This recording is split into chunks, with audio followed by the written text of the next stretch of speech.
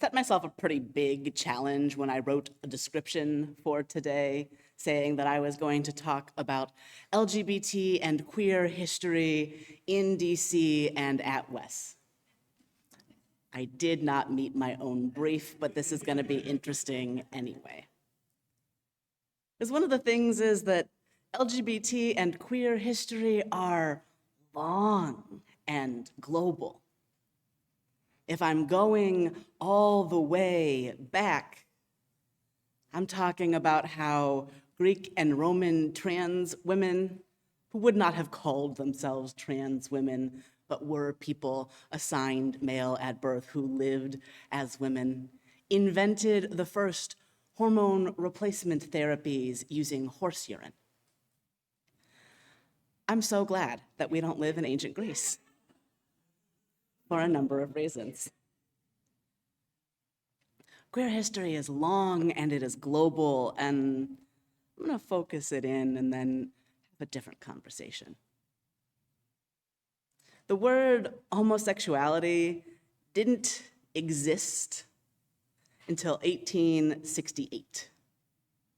It was coined in a letter to Karl Heinrich Ehrlich, a German lawyer, jurist, journalist, and writer who is regarded today as a pioneer of sexology and the modern gay rights movement. And it was written by German-Hungarian Caroly Maria Kurtenby, who was a journalist, translator, memoirist, and human rights campaigner who advocated for the decriminalization of what at the time was just known as sodomy. In that context, sodomy means all non-reproductive sexual activity. Take a second to consider the wide range of things that constitute non-reproductive sexual activity. That means if you are too old to get pregnant, any sexual activity you engage in would count as sodomy. Any sexual activity with yourself counts as sodomy. We're just going to leave that there.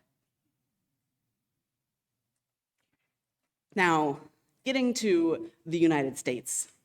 By the end of the 1800s, which is a notable time period for us as this is also around when ethical culture is being founded. By the end of the 1800s, gay subcultures were growing in bigger cities. For example, in New York City, there were gay, lesbian, and bisexual people, probably transgender people too, calling themselves middle-class queers, living in the East Village. They also called themselves fairies. In the United States, you got some acceptance of gay, lesbian, and bisexual people in the 1920s, especially in big cities and in media. At the time, you have artists doing a lot of really fun gender bending. And then the Depression happens. And there is a strong rightward turn in the country's politics. Not only is there that strong turn, but the Hays Code, a code about what could be in media, drastically restricted what kinds of relationships, what kinds of gender presentation could even be allowed into mass media, specifically in film. And the Hays Code lasted until 1968. How many of you were alive in 1968? Yeah. Right? That's a large chunk of time and very recent. In that time period, and very much here in DC, you have the Lavender Scare, a piece of McCarthyism that targeted homosexual people, I'm going to put it that way because that's how they would have put it, specifically targeted anybody they thought might be gay who worked for the government. Though the Lavender Scare didn't actually last longer than McCarthyism, its residue maintained for a very long time. One piece of that was reflected in a story I heard at a Pride Month storytelling event in Los Angeles many years ago. A woman in the 1990s had gone to be an au pair for a family of, I'm losing words, for a family who was working in Russia. One day, she gets picked up by an unmarked black car and taken to the sort of building that you never want to be taken to, one that has no contact with the outside, a black site.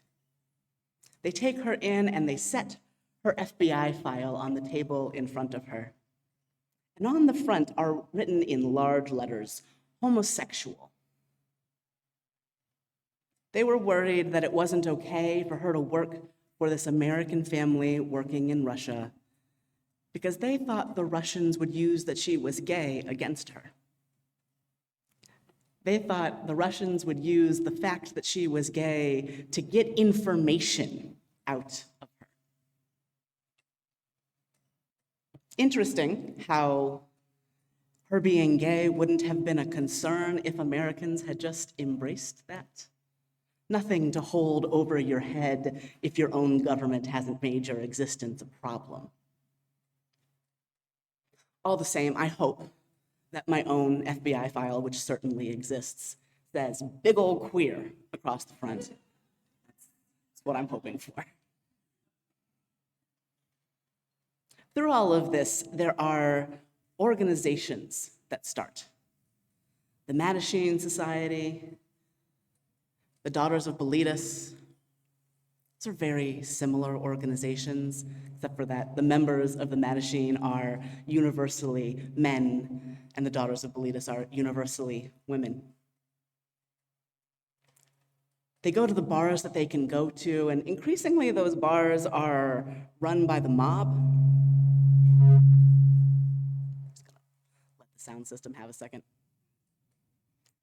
Increasingly, those bars are run by the mob. And the members of the Mattachine Society in particular are really obsessed with the idea that they're normal. Now, I gotta talk about the word normal before we get into this. Because normal can mean a lot of things, right? Normal can mean ordinary, like just a thing that happens. And biologically, LGBT people are normal, a thing that just happens. However, the men of the Mattachine Society, more so than the women of the Daughters of Bilitis, but both a little bit, mean socially normal.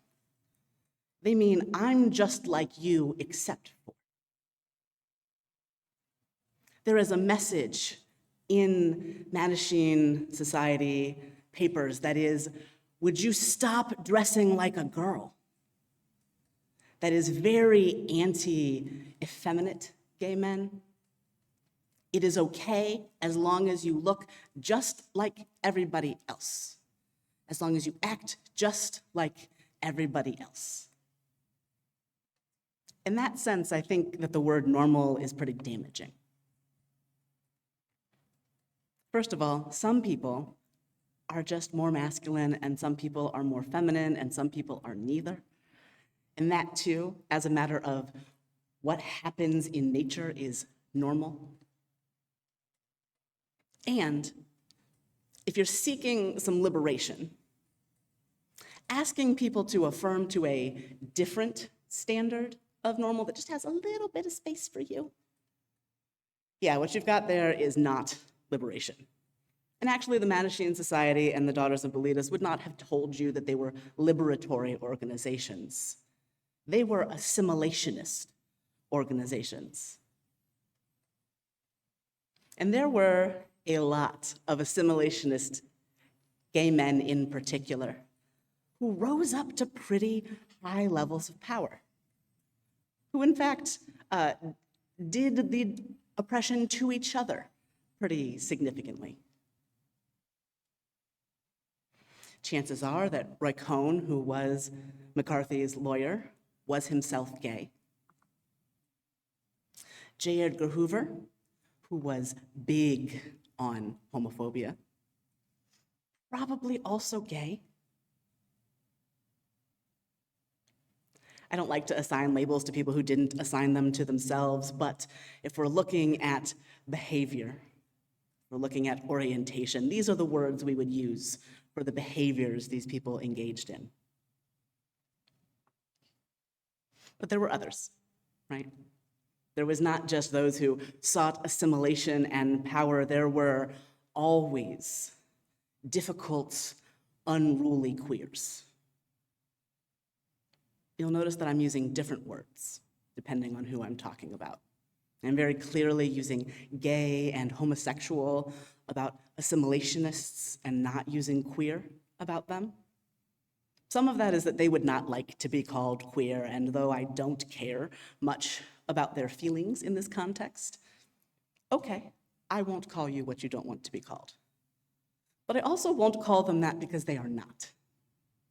Because queer means something more than orientation or behavior. Queer is cultural, and queer is political. Harry Hay, though a complicated figure in his own right, was a founder of the Radical Fairies, an organization that still exists and that exists to promote queer culture as a distinct thing.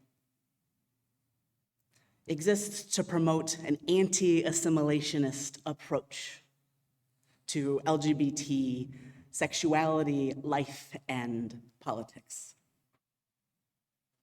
Queer culture, a distinct thing that is not exactly the same as heterosexual society.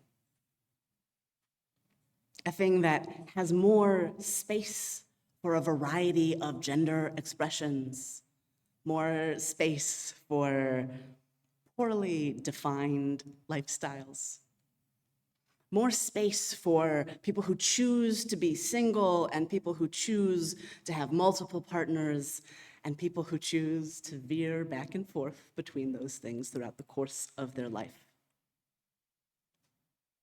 Queer culture is what was going on at the Stonewall Inn. Queer culture was what was happening when the state decided that these bars, which had been allowed to exist for a number of years, now constituted a problem worth sending the police after. There were laws against dressing as the other gender. How many of you remember a time before women could wear pants in public? You owe some of your ability to wear pants in public to queer people. You owe a lot of it to feminists, most of it to feminists, a number of whom were also lesbians. And the feminist movement had its own issue with lesbians, calling them also the Lavender Menace, something that undermined the white heterosexual feminists' ability to be just like their male heterosexual counterparts. Stonewall was an act of queer culture saying, we're done. Of trans people and drag queens and lesbians and bisexuals and gay men saying, no. We are allowed to have space where we don't have to be like you. And in fact, you're allowed to have space where you don't have to be like that. If they must be our spaces, you can come in. Straight people were not kicked out of gay bars. We still don't kick straight people out of gay bars. Sometimes I wish we did, but that's another story.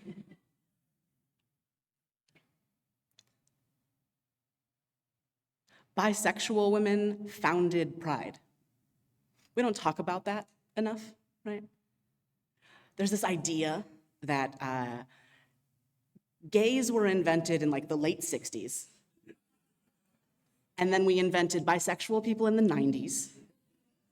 And we invented trans people like 5 to 10 years ago, none of which is true. All of us have always existed, and bisexual women who were usually caucused with lesbians, which makes sense, were some of the first organizers of the Christopher Street Parade, which became Pride, which became a global event. ACT UP and Queer Nation were organizations that took the spirit of queer resistance and applied it to the horrifying realities of the AIDS epidemic.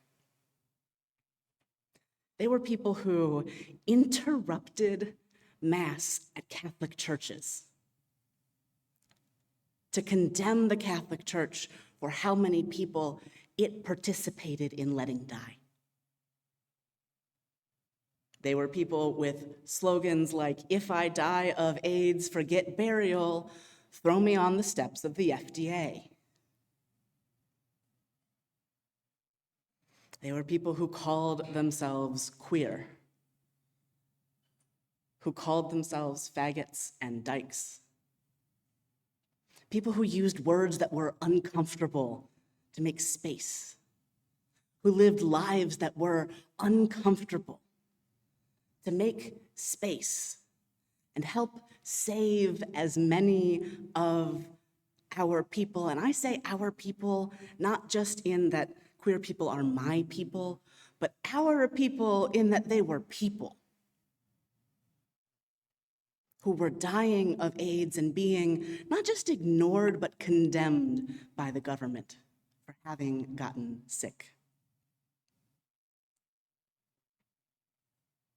I was home a while ago, and an advertisement for PrEP, pre-exposure prophylaxis, a medicine that you can take to help prevent you from contracting HIV if you have intentional or unintentional unprotected sex with someone who has HIV.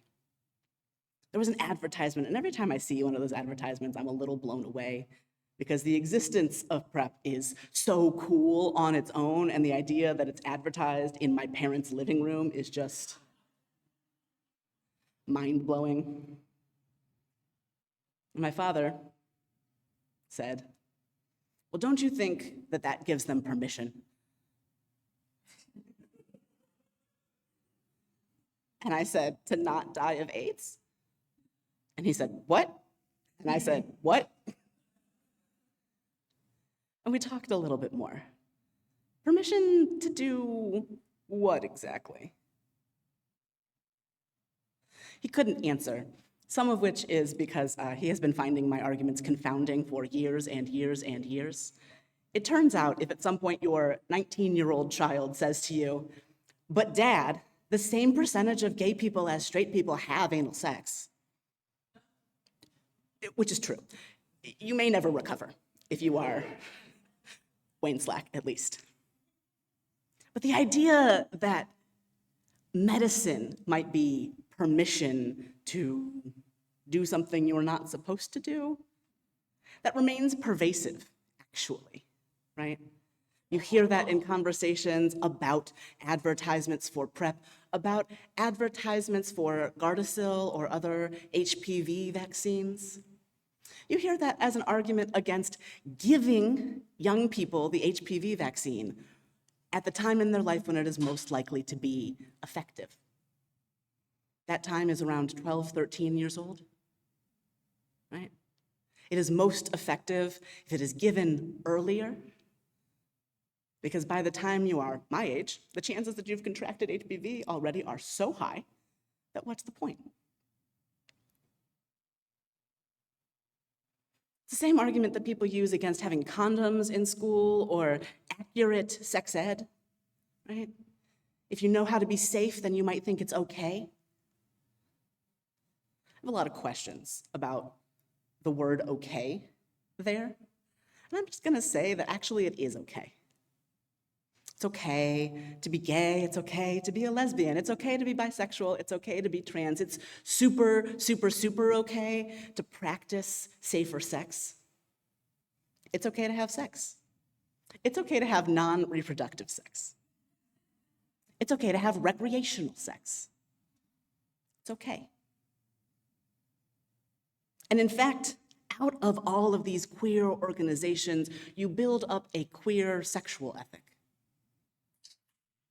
Something that says the rules aren't only when you are married to one other person who is the other gender, whatever that is. Not just when you are trying to make a baby, but an ethic that says that actually it's good to feel good. It's good to connect with other people. It's good to be in your body. And that the thing that matters is consent. The thing that matters is that everybody knows what they're getting into and has said not only, yeah, sure, but hell yes, right? That it is actually more important to care for each other's experience than it is to follow the rules. That is a real intense restructuring of so much about our public sexual lives. Now, I've just said public sexual lives, and some of you are going to say, I do not have a sex life in public. Well, yes, you probably do. Here's another thing that comes up all the time right now. Can you tell your students that you are gay if you teach high school, middle school, elementary school, kindergarten, preschool? This is an actual problem that people are running into legally here in our country. Not so much here in our Washington, D.C., but in Maryland, in Baltimore County recently, a trans woman was fired for talking about that she was trans. Now, here's the thing. How many of you are heterosexually married or have been and wore a wedding ring? Is it okay for a teacher who is heterosexually married to wear a wedding ring? Well, if it is, then it must be okay for a person who is gay married, who is married homosexually, to wear a wedding ring. I used to work in schools in Los Angeles teaching sex ed, and there would be this moment in almost every parent orientation where they would say, well, are you going to talk about what your sexuality is? And I would say, well, I'm married and I'm wearing a ring about it. They might ask, and if they ask, I'm not going to lie. In Los Angeles, people were usually okay with that. That usually went over fine in Los Angeles, but there are places, maybe even a school in Baltimore County, one of the bluest counties in one of the bluest states in this country, where that might not go over so well. Where the sheer fact of introducing myself with my correct pronouns might make someone say, this is not a safe or appropriate person to have as a teacher. That word safe is interesting. The assumption is that queer people, gay, lesbian, bisexual, and transgender people make things prurient by talking about our normal lives and existence. However, how many of you have ever seen someone insist that a child had a boyfriend or a girlfriend, like a small child? Yeah. How many of you have ever seen an infant-sized t-shirt that says, ladies' man? Yeah, or daddy says I can't date until I'm 30. Yikes, heterosexuals. In that way, straight culture is actually significantly more prurient and involved in grooming than queer culture would ever try to be. Because you know who cannot consent? Children. And you know who cares about consent? The queers. This is not to say that all queer people are perfect or that all straight people are terrible, because obviously, no, people are difficult, but queer culture actually offers an answer to some of the most upsetting things about mass market heterosexuality.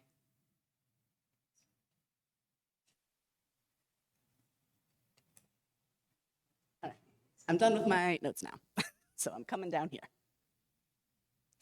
So, WES has been a home in the DC area for, I'm gonna say, gay, lesbian, and bisexual people since at least the 1990s. Don Montagna told me that when he was leader in the 90s, they actively reached out to gay people, which I think is super cool. That meant that we had gay marriages here long before it was legal. That is very cool. You all were ready to talk about pronouns before I got here, because Amanda had you talking about it before it became necessary to talk about. Amanda couldn't have known that Lynn and then I would follow her, but she knew that having that conversation would mean that down the road, someone would be safer. These are really important legacies of things that WES has been up to. There are also some less good legacies that we're dealing with. I said LGB because I don't think T was particularly considered here in the 90s. And I think we're still struggling a little bit with trans issues. I'm not gonna go too far into that today, I'm just gonna say that. I also, when I talked to Don, was told that all of the gay people who came in the 90s just wanted to be normal. Interesting place to come if you want to be normal. Start there. But part of that message, and part of a message that I hear not very often, but often enough to be worth commenting on, is a worry about this becoming a gay church. Dun, dun, dun. Right, I will accept fear about the word church. And additionally, it would be very hard for this to become a church because even if I wanted to, y'all would fight me. There is a tendency of a community to come to reflect their leader a bit. And I am queer, I am really, really queer all the time. Everything about my life, in fact, is queer. The least queer thing about my life is that I am married and have a house. And even that is full of cats and about to be painted all kinds of colors on the inside, so here we are anyway. If people thought this was a queer congregation, that would be good. And I don't mean that any of you who are straight have to stop being that. Please continue to be yourself. But if people thought that this was a place where being a little weird would be accepted, well, first of all, they would be right. And second of all, that would be good. I got into a Facebook conversation recently, which I really try not to do. I think I was really trying not to write a board report. Sorry. I did write it on time-ish. Anyway, Joan Johnson Lewis's husband, Bill, had posted something about queer being more all-encompassing. It's a meme that's been going around about, queer means that I don't have to give you all the details. That is one of the reasons it's my favorite word. Just accept that it's not what you're expecting, and let's move on. Queer gives me space to change my mind about what the details are. It lets me have a little bit of a break from explaining everything about myself, right? So the meme kind of expresses that, and immediately the first comment is an older white gay man saying, "I don't understand why these kids don't know their history. That's a slur." So, the kids know their history, one. Two, I'm 36 years old. I am not actually the children, but the kids, the actual young people, know their history. I know my history. And my history includes we're here, we're queer, get used to it. I'm not gonna tell anyone that they need to use that word for themselves, because if you grew up with games like Smear the Queer, that might never feel comfortable for you, and that's okay. Don't use words that make you uncomfortable about yourself. Do not do that. But don't tell other people that they can't. So there were many responses to this guy.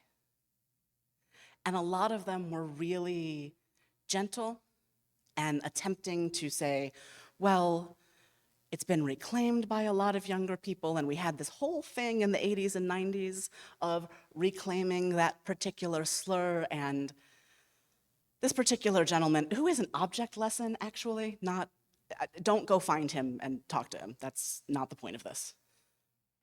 Would not hear it.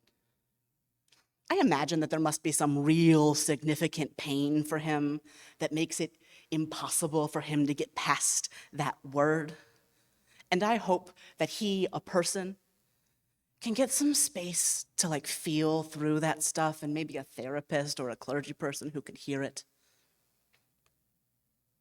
Eventually, though, I said, here's why I'm queer, and here's why you won't tell me what I can call myself.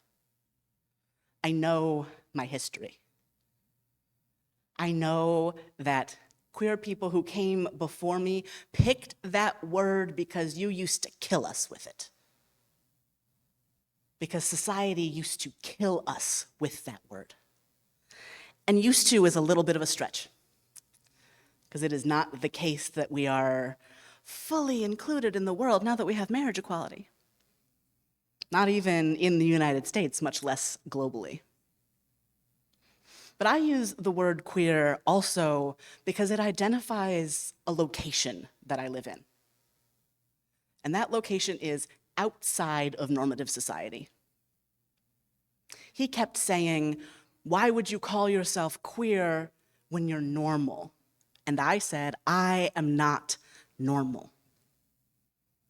I will concede that gayness, transgenderism, whatever you want to call all of these things that we are, that being homosexual, bisexual, transgender, whatever, is a normal variation in our species, is a natural thing. But normal implies a relationship to society that I am not interested in having. Dr. King said something that I'm going to interpolate as, it is no virtue to be well-adjusted to a sick society.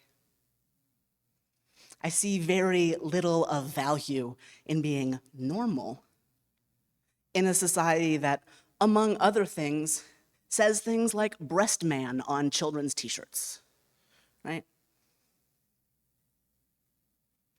It is not normal that in more states in this country than you would like to imagine, teenagers can get married without parental consent. They can't get abortions, but they can get married. Why would I want to be normal in that world? And I'm going to suggest that we here adapt a bit of a queer ethic about our identity as religious minorities. That we be a queer congregation because we are. Because this is not normal in what people think of as religious life. Because I am not your boss. I am your partner. Because I am not the be-all, end-all of truth here. Oh my God, I would not want to do that. Right? Because we don't have to believe in any particular thing about God or the universe. We have to collaborate.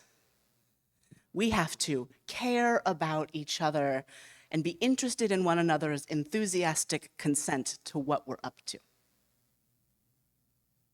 Sometimes I get up here and I say something, and I hurt somebody's feelings.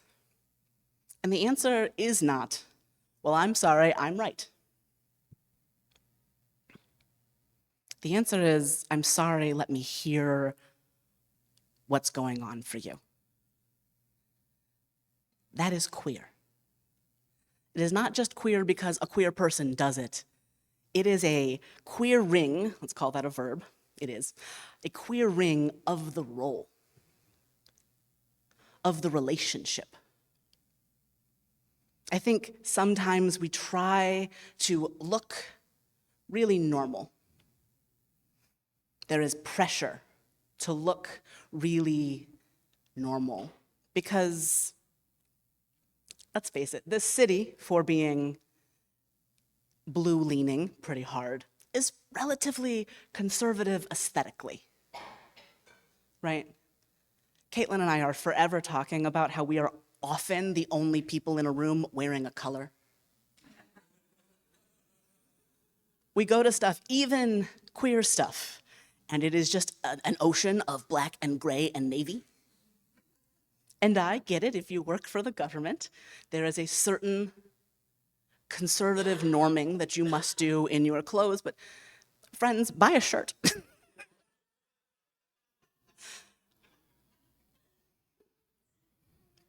What we do here is a queered version of religion, and I mean that with all compliments.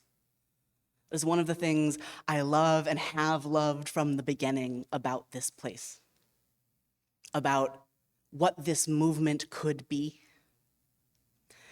In fact, we here at WES are maybe even a little queerer, complimentary, than the rest of the ethical societies. Because we live in this weird borderland, getting resources from the UUA, but being very attached to our ethical culture identity, being in and out and in and out. And friends, that is where I live my whole life. I am a non-binary, bisexual, polyamorous person. I have never made an and/or decision, and I won't start now. If you would like to work on your capacity for thinking past the binary, boy, do I have a workshop for you. It's going to be right across the hall after platform. It's the last of the CRC series, and it addresses resisting the binary and the force of our culture to create either-or situations. When I was in seminary, there was this meme going around about bisexuality that was like, people say that you can pick vanilla ice cream or chocolate ice cream, but I pick swirl. And I said, I pick mint chocolate chip. I pick, give me more ice cream. I pick a different thing every day. I pick Baskin Robbins. And that is some of what we do here. We're not doing religion light, actually. I actually think that, let me define what I mean by religion before I get too far into this.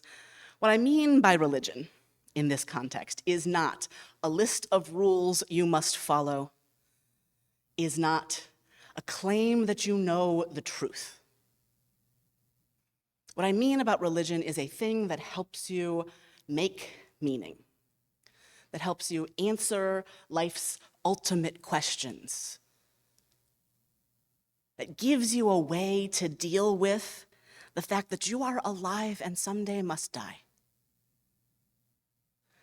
That is what a religion is to me, and I will accept that that is also an unusual definition of religion. But I think when religion is done well, that is what it is. It is a community to seek with, a community to keep learning and growing in. And in that way, this religion is actually more religious than mainstream Christianity is. Because you have to practice ethical culture. You have to practice Unitarian Universalism. You have to practice humanism and free thinking. You must do it. You cannot simply claim that you know the truth and never ask another question again. It is important that we are able to say both that we are religious and that we are not like that. Again, you don't need to call yourself religious if that doesn't feel good. That word has been used in a number of really unpleasant ways, and if it feels bad for you as a person, please don't use it. However, I would contend that we have a very queer religion that has a depth that is not present in the majority of popular religion. That's really cool. It is hard to explain what it is that we do here, but from someone whose everything is relatively hard to explain, let me tell you, first of all, it is fun to break people's conceptions of what is possible. Extremely fun. I told you last week about the solar panel salesman sitting on my porch when I told my neighbor that I am a clergy person. And this young man said, "Of Christianity?" And I said, "No." And I got to tell them that there is something else. That what we do is care about how we treat each other, about who we are together, not about what the truth is about stuff we can't possibly touch. We might find that interesting, we might talk about it sometimes, but that the point is to be together. People are hungry and thirsty for that kind of community.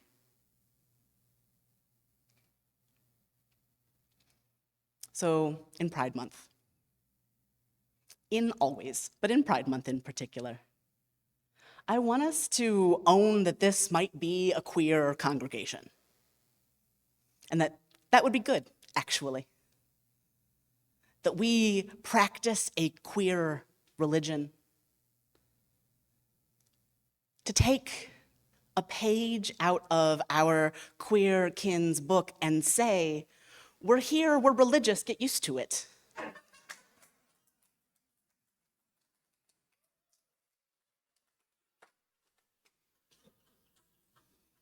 To say, "This is who we are and it's great. It is not like what you do and that is awesome." So that's my challenge. Let's stand, sit, roll, move however we do together. And let ourselves be as weird as we are, because friends, I'm sorry you're weird. I'm not sorry you're weird. I'm actually really glad you're weird.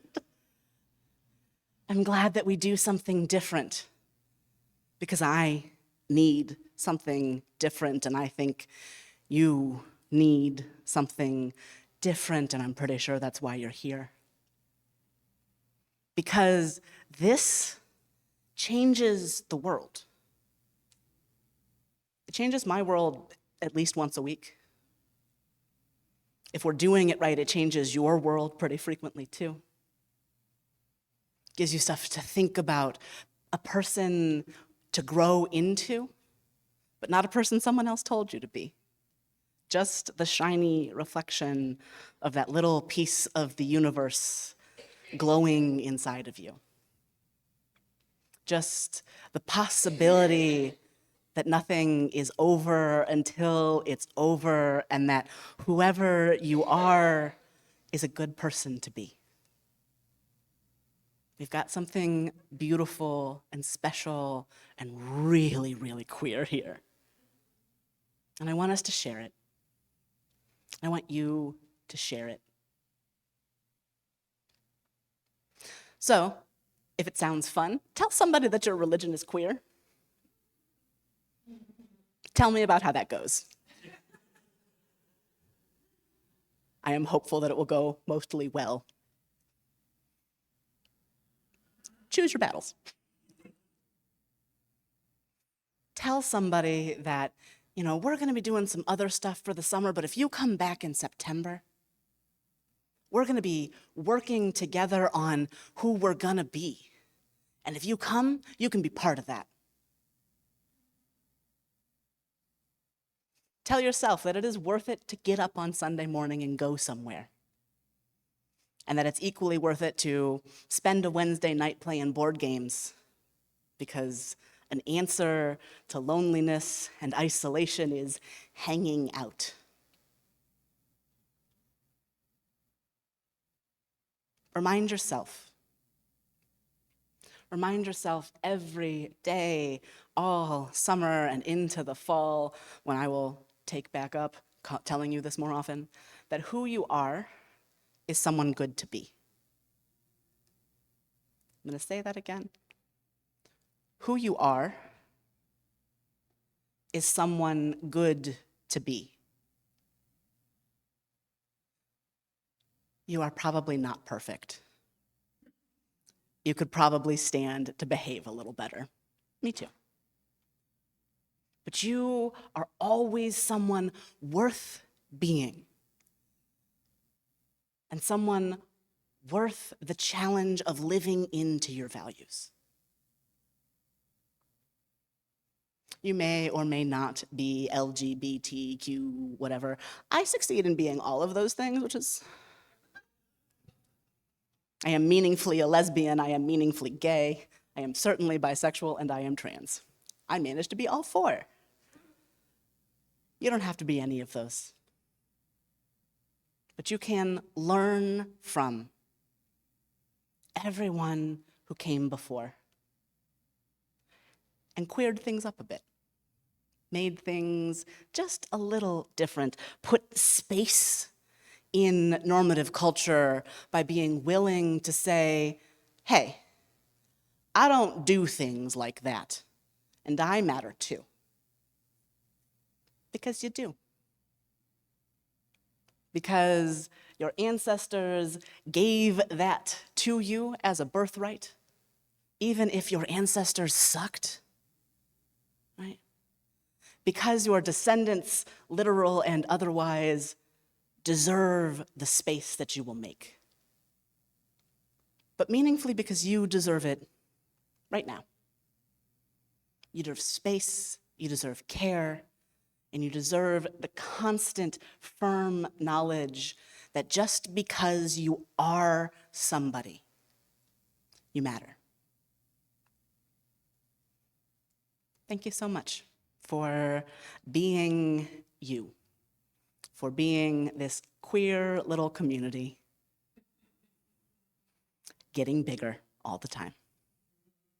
Thank you.